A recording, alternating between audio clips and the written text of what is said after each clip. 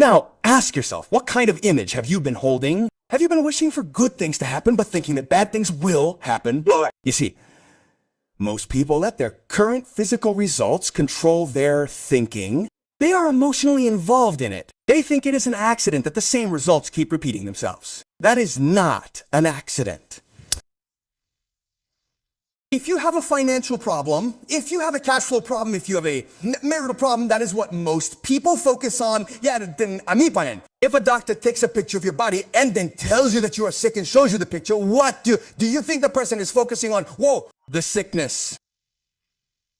What does the picture show? The picture shows that the person has been focusing their attention on something wrong, which has caused their body to go into that particular vibration. What should they do then? What should they do is ask for help.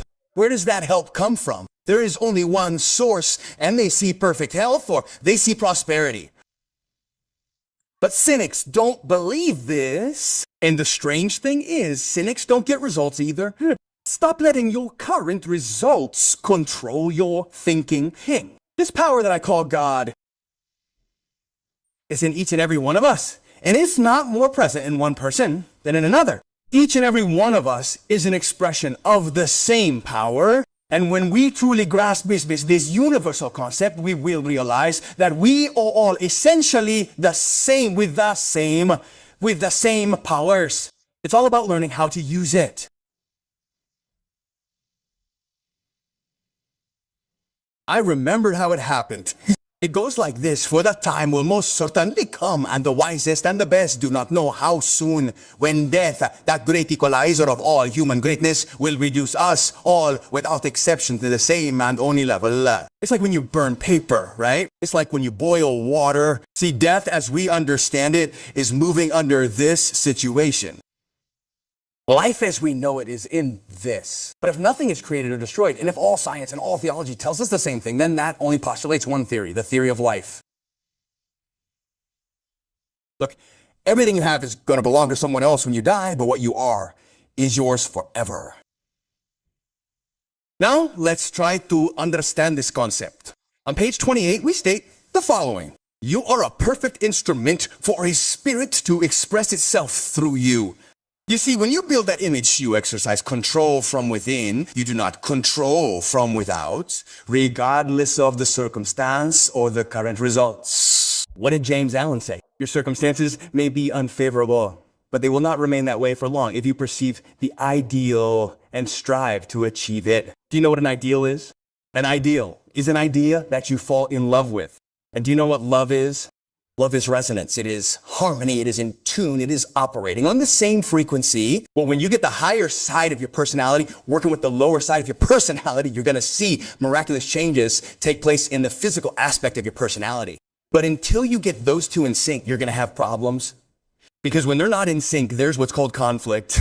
And if there's conflict in the mind, I guarantee you it's going to come out in the body. What do you think sickness is? It's the opposite of being at ease. On page 29, one of the best definitions of faith that I've ever heard in my life came from a gentleman in Chicago, Clarence Smithson. Yes, Clarence Smithson. He said, faith is the ability to see what is invisible. It is the ability to see the unseen, to believe firmly in what seems incredible. What is incredible is that there is a power in every cell of your being that works in a completely deductive way. It will take any image that you put into it, and it will move you into the vibration that you need to be in to act the way that you need to act to attract that which you need to attract for the manifestation of the image that you have chosen to build.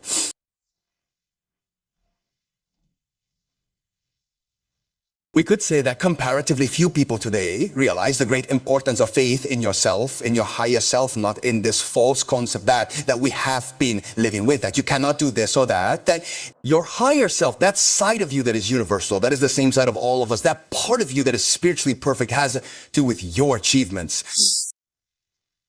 The vast majority of people never seem to conceive of faith as a real, powerful, creative force.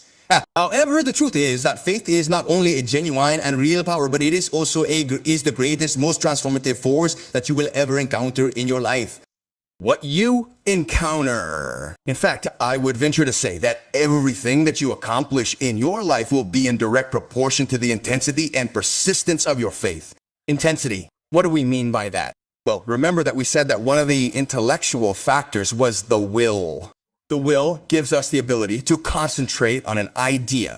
And when we concentrate on the idea, we are simply taking that power and turning it around. We are giving more energy to the idea. What did Emerson say? The only thing that can grow is that to which you give energy. We have been told 10,000 ways. I think what we want to do is awaken. On page 30, what we are suggesting to you is that you take this new understanding that you are developing, that you take the description of that new you that you yourself wrote.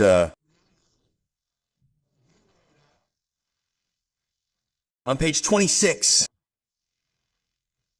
that new description should not include any negation. It should be formulated entirely in the present tense. It should not say at any point, I am leaving to become. Instead, it must clearly state, I am. It is. I am so happy to be who I am. And it describes everything that you want to be. It has to be that way. This is vitally important in the present tense. This part of your personality knows nothing of the past or the future. There is only time. You ask yourself, where am I? What time is it? You will always get the same answer to both of those questions. I am here. It is now. Therefore, this is written in the present tense. There is absolutely no negative element. Everything is completely positive. You put it in writing. When you put it in writing, you have built brain cells. Well, did you know that by writing this description of yourself, you are literally building brain cells? You are creating new brain cells. Those new brain cells contain a picture of the new you. Now, this is how the change is made. You use this and allow yourself to relax completely. Don't try to relax, just let yourself relax. Try to force yourself, and you must let the mind act. You allow yourself to emotionally involve yourself in this picture, and you know that every time you do it in a very relaxed state. Boom, you just activate those brain cells. You just think about the new you, and that image presents itself. Did you know that every time you do that, you are giving more and more energy to those brain cells? They become stronger and stronger. And in a relatively short period of time, those ideas will become fixed in your mind. And that is how you will live. Now let's get into the subject of what you should expect, because you will realize that the expectation is what really makes the difference. I want you to think very carefully. I want you to reflect deeply. If I made that image on page 26, I painted it. It's like Scott listened to the music and then he painted it on paper. Well, you saw the person and then you painted it on page 26. And every time you get emotionally involved, you rewrite it, and you will find that you will crystallize it and you will improve it and improve it and improve it and improve it. Because every time you do that, you are tuning into that vibration. You will get to the point where you will start expecting everything. Well, you want it, and John will tell you what will happen when you do it. Did you know that when I wrote that goal on that card many years ago of having that $5,000, I didn't believe it myself? You may not believe what you write on that page. You may think this is complete nonsense and this may seem stupid to you. Try it.